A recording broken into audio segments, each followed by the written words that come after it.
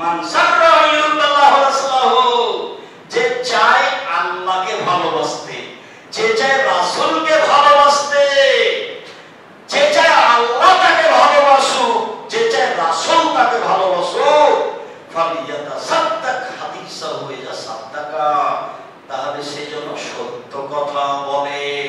এক। দুই, ওয়াল ইউতি আমানাতু ইলা উতুমিনা, মসজিদ মাদ্রাসার টাকা তার কাছে রাখা হলে সময় যেন প্রদান করে দেয়। তিন, ফাল ইউহসিন জিরানাহু ওয়া জাওয়ারাহু, সে যেন প্রতিবেশীর সাথে ভালো আচরণ করে। আমার পানি নিয়ে ভালোবাসা দেখাতে হবে? শোনো, আল্লাহকে ভালোবাসে সেই, রাসূলকে ভালোবাসে সেই, প্রতিবেশীকে ভালোবাসে যে। আল্লাহকে ভালোবাসে সেই, একটু টিস্যু দিন। আল্লাহকে ভালোবাসে সেই, রাসূলকে ভালোবাসে সেই, যে কাকে ভালোবাসে? ভুলে যাচ্ছেন না? প্রতিবেশীকে ভালোবাসে। সম্মানিত মুসলিম মুসলমান যারা অনলাইনে আমাদের সাথে আছেন, যারা সময়ের গতিতে আমাদের বক্তব্য অবগত হবেন, তাদেরকে আমরা আরো সতর্ক সহকারে বলতে চাই যে আবু হুরায়রা রাদিয়াল্লাহু তাআলা আনহু বলেন, একটা লোক বলল আল্লাহর রাসূলের কাছে, আল্লাহর রাসূল কি ফুলান তাসকুরু মিন কাসরাতি সালাতে ওয়া সিয়ামি ওয়া সাদাকাতিহা কানা তুজি জিরানে হাবিলেছেনা।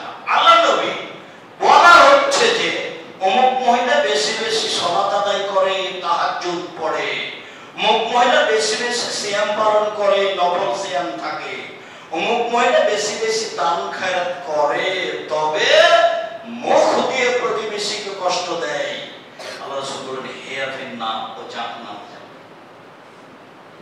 তাহলে দান খায়রাত সালাত সিয়াম হজের ফলাফল কি? জাহান্নাম।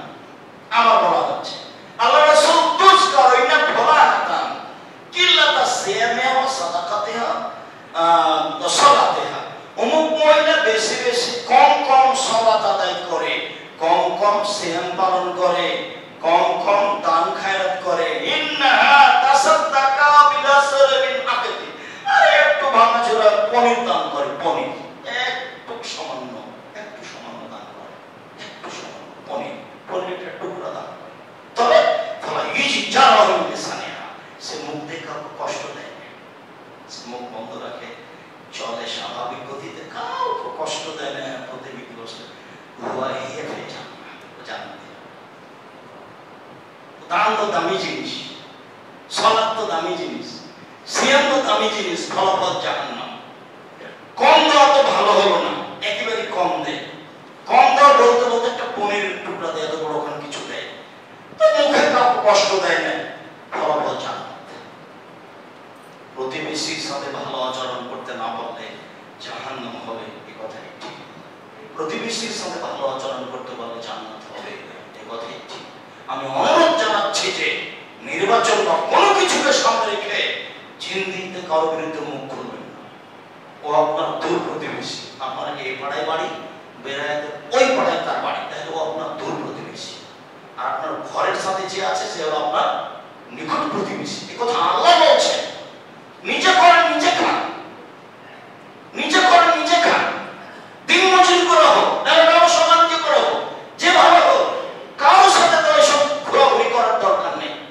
নিজে খাই, নিজে চলি, নিজে উপার্জন করি, নিজের ছেলে নিজে মেয়ে দেখি, বাস। 5 ওয়াক্ত সালাত আদায় করবেন, হালাল রুজি উপার্জন করবেন, তো আড্ডা পিটবেন না, জান্নাত হবে ইনশাআল্লাহ। 5 ওয়াক্ত সালাত আদায় করবেন, আর কিছু লাগবে না, আর একটু হালাল রুজি উপার্জন করবেন, মানুষের সাথে আড্ডা পিটে কারোর সাথে খারাপ আচরণ করবেন, জান্নাত হবে ইনশাআল্লাহ।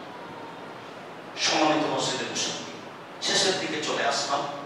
আবু হুরায়রা রাদিয়াল্লাহু তাআলা আনহু বলেন, ইন্না রাজুলান শাকায়া নবী সাল্লাল্লাহু আলাইহি ওয়াসাল্লাম কাসওয়াতা কালবি, একটা লোক রাসূলের কাছে এসে বলছে আমার অন্তরটা খুব শক্ত, ফকির মিসকিনের দেখলে মন চলে যায়, যখন ভিক্ষা চায় সব। একটা মানুষ খালি যদি আমাকে বলে আমার ছেলেটা হাত ভেঙে গেছে, 20,000 টাকা লাগবে, ভাইজান টাকা টাক্স আছে নাকি, তোমার জন্য টাকা জমা করে রেখেছি, যাও যদি, মানে মানুষের অসুবিধা সহ্যই করে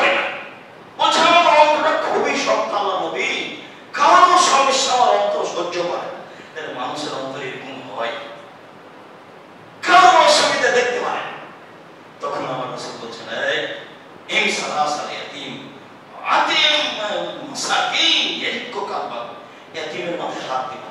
শোনো, ইয়াতীমের মাথায় হাত তোলা, হ্যাঁ, আর ফকির মিসকিনকে খেতে দিবা, অন্তর নরম হয়ে যাবে। আল্লাহ রাসূলের মুখের কথা। এই যে ইয়াতীমের মাথায় হাত দেওয়ার কথা আল্লাহ রাসূলের কথা বলে, আমরা তো মা চাচির মুখে শুনেছি যে ইয়াতীমের মাথায় হাত দিতে হয়, এটা আল্লাহ রাসূলের মুখের ভাষা। যে ইয়াতীমের মাথায় হাত দিবা, একটু হাত বলে দিবা, কেমন আছো, কি খাও, আপনারা এসে তোমাদেরকে কি খাওয়ান দেন, সকালে কি খাও, বিকালে কি, এটা শুনলেন, আপনি কিছু করতে পারেন না পারেন।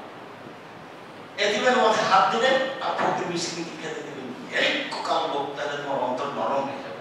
এই কথা আল্লাহ বলছেন।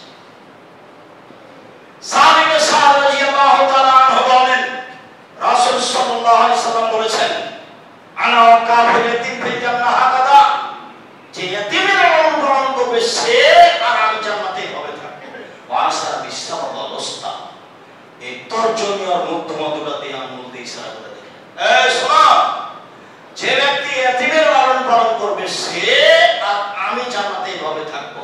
তখন এই দুটো আঙ্গুলকে একসাথে জমা করলেন, তবে ভাগ রাখা বাইরে না, একটু দূরের মধ্যে রাখা।